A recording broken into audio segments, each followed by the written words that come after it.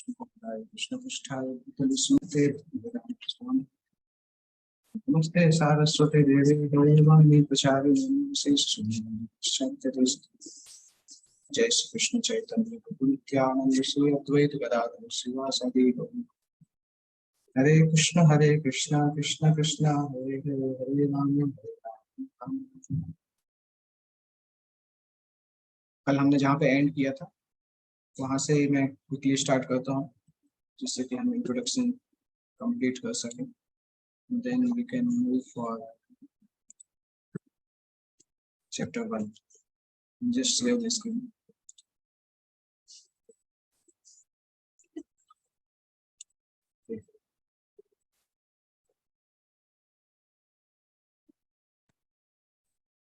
I hope आप लोगों को दिखाई दे रहा हो स्क्रीन पर। तो कल हम डिस्कस कर रहे थे भगवान कृष्ण की भगवत्ता के बारे में। उसी के आगे हम कंटिन्यू करते हैं। जैसे पद्म पुराण का ये श्लोक है, षोडशयोतु चिन्हानि मया दृष्टानि तत्पदे। ब्रह्मा जी बता रहे हैं कि मैंने भगवान कृष्ण के पैरों में मैंने 16 प्रकार के ये शुभ चिन्ह देखे हैं। भगवान कृष्ण के भगवत्ता को डिसाइड करते हैं ये 16 चिन्ह।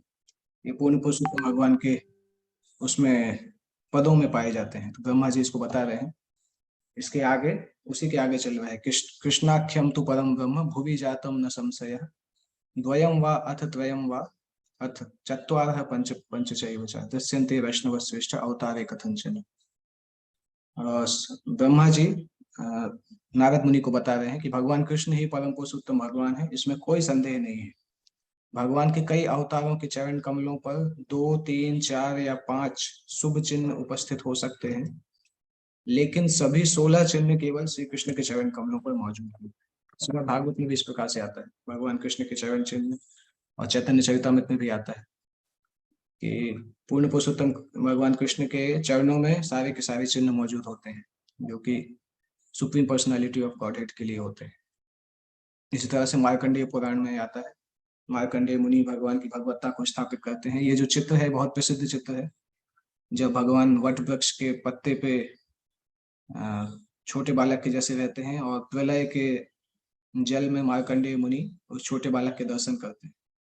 और जब छोटे बालक के पास जाते हैं तो मार्कंडेय मुनि उसके मुख के अंदर समा जाते हैं और देखते हैं कि उसके पेट के अंदर पूरा ब्रह्मांड है और ब्रह्मांड में प्रलय आया हुआ है। मार्कंडेय मुनि उस प्रलय में स्ट्रगल कर रहे हैं और फिर एकाएक बाहर आ जाते हैं। तो श्रीमद् भागवत के 12वें स्कंद में ये घटना आती है जहाँ पे मार्कंडेय मुनि भगवान की भगवत्ता को स्थापित करते हैं। वही घटना उस 12वें स्कंद में आती है। तो भगवान विष्णु लक्ष्मी नारायण जो है उनको पुरुषोत्तम नाम से जाना जाता है। पुरुषों में उत्तम, परम पुरुष है, इसलिए पुरुषोत्तम नाम से जाना जाता है।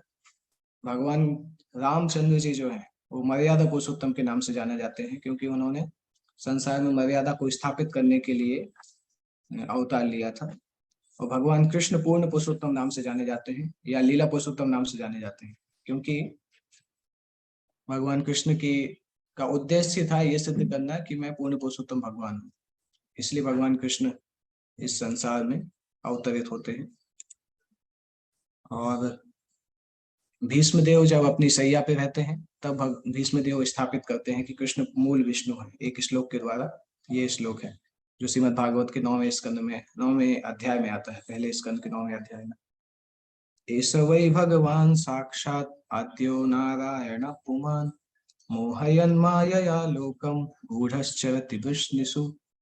इसमें बता रहे हैं भीष्म देव, एष वै भगवान साक्षात, कृष्ण जो है वो साक्षात भगवान है, और आद्यो नारायण पुमान, आदि नारायण है। आदि नारायण मतलब नारायण भी इनसे निकलते हैं। आदि का मतलब होता है बिगनिंग। तो भीष्म देव बता रहे हैं कि भगवान कृष्ण आदि नारायण है और मोहयन माया लोकम, इस संसार के लोगों को मोहित करते हुए वृष्णि वंश के एक राजा के जैसे घूम रहे हैं, परंतु वास्तविकता में वो आदि नारायण है। तो अपनी माया के द्वारा लोगों को मोहित करके इस संसार में सामान्य मनुष्य के जैसे घूमते हैं। भीष्म देव इस प्रकार से बता रहे हैं। ये श्री कृष्ण अकल्पनीय आदि भगवान है ये प्रथम नारायण अर्थात परम भोक्ता है, लेकिन ये राजा वृष्णि के वंशजों में हमारी ही तरह विचरण कर रहे हैं और हमें स्वसृजित शक्ति के द्वारा मोहग्रस्त कर रहे हैं। तो हम यहाँ पे देखते हैं पूर्ण पुरुषोत्तम भगवान कृष्ण के 64 गुण, 64 कलाएं पाई जाती हैं और किसी भी जीव की मैक्सिमम 50 कलाएं हो सकती हैं। जीव को 50 कलाओं से ज्यादा उसके अंदर नहीं हो सकती हैं। और जब जीव अपनी परफेक्टेड अवस्था में आते हैं तो वो ब्रह्मा के जैसे 50 कलाएं विकसित कर सकते हैं, 50 गुण विकसित कर सकते हैं। भगवान शिव में 55 क्वालिटीज पाई जाती हैं जो कि ब्रह्म जीव तत्व से ऊपर है। शिव तत्व जो है वो जीव तत्व से बहुत ऊपर माने जाते हैं, क्योंकि शिव भगवान विष्णु के अवतार हैं, परंतु चूंकि वो भौतिक शक्ति को हैंडल करते हैं इसलिए उनके अंदर ये 55 क्वालिटीज होती है। विष्णु तत्व के अंदर 60 गुण पाए जाते हैं और भगवान श्री कृष्ण के अंदर 64 गुण पाए जाते हैं। तो भगवान विष्णु के जितने अवतार हैं उनके अंदर 60 गुण रहते हैं, श्री कृष्ण के अंदर 64 गुण पाए जाते हैं। कौन कौन से ये गुण हैं? चला रहा था मैंने इसे मना किया और इससे माखन वापस ले लाता।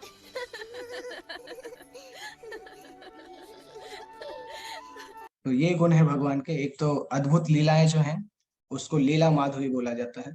भगवान कृष्ण की जैसी लीलाएं भगवान की किसी अवतार ने नहीं की। जितना ज्यादा माधुर्य भगवान कृष्ण की लीलाओं में है उतना किसी और अवतार में नहीं है, इसलिए वो भगवान कृष्ण का एक विशिष्ट गुण है जिसको लीला माधुरी बोला जाता है।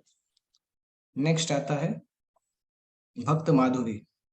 भगवान जब भी कृष्ण जब भी रहते हैं, जो भी लीलाएं करते हैं, उनके साथ बहुत सारे भक्त रहते हैं। जैसे वृंदावन का ये जो चित्र है इसमें कितनी गाय बछड़े और गोप गोपियां, सारे के सारे लोग हमेशा भगवान कृष्ण के साथ रहते हैं। तो ये भक्त माधुरी अपने भक्तों के साथ मिलके माधुरी लीलाएं करते हैं।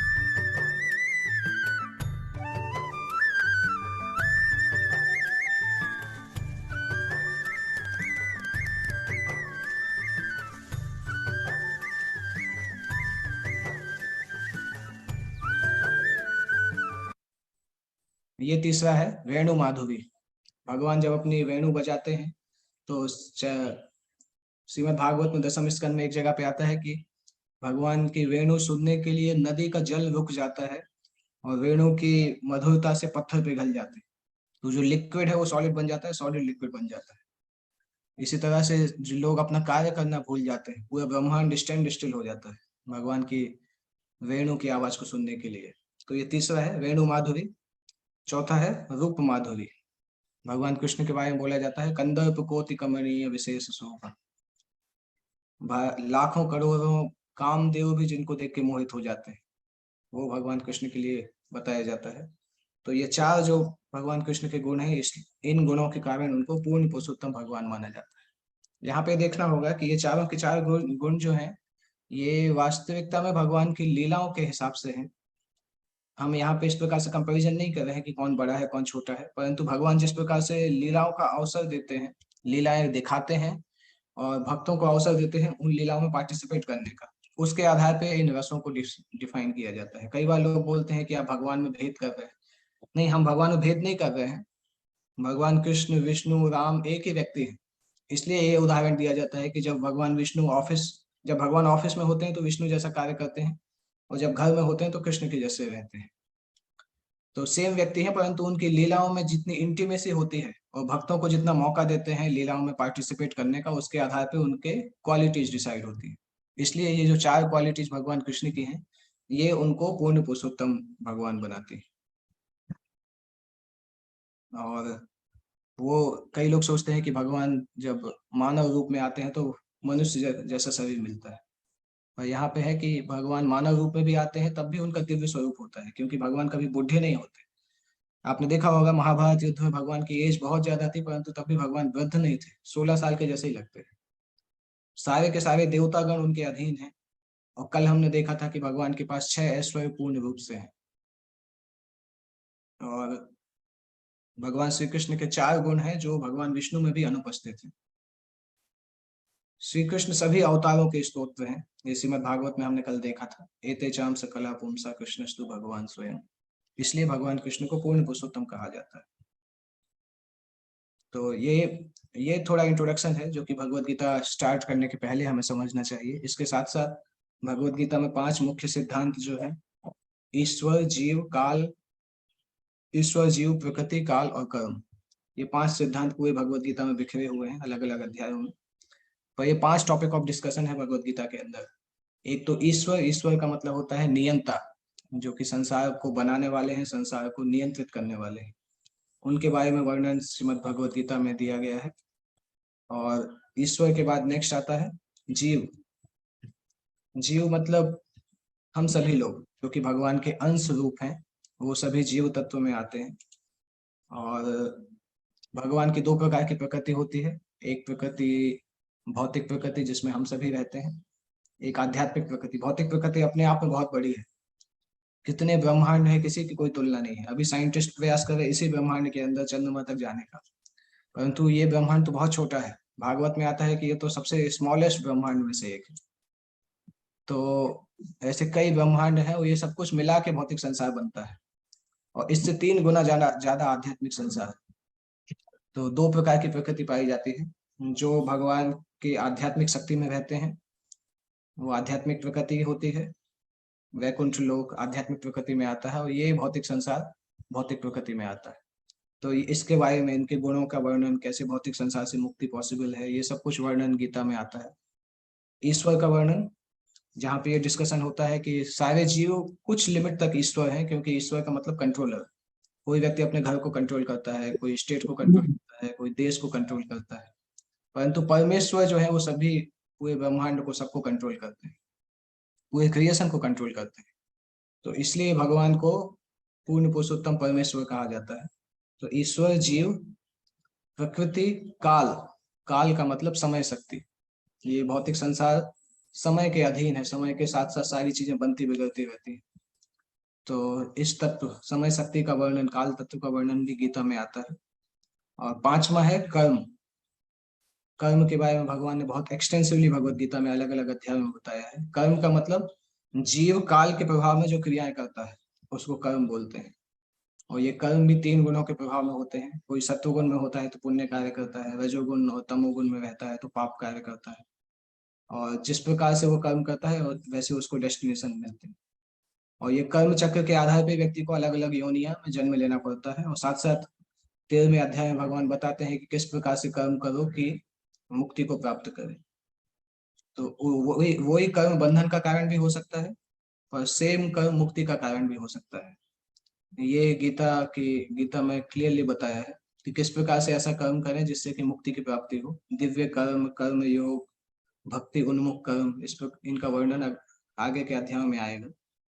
तो ये मुख्य 5 तत्व हैं जो कि गीता में डिस्कस किए गए हैं, ईश्वर, जीव, प्रकृति, काल और कर्म।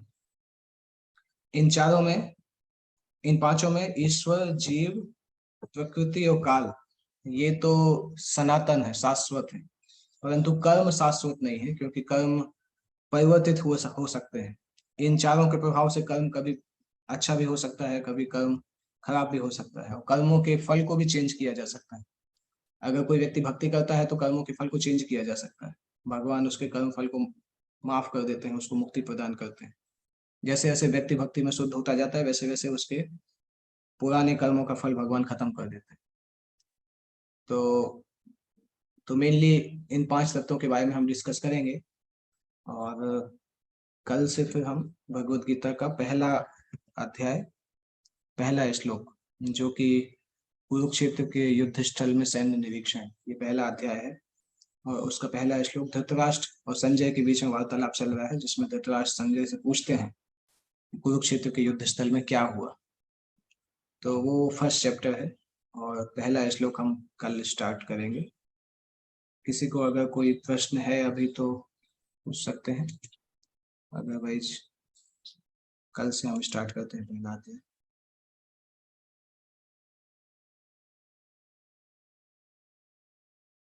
ओके,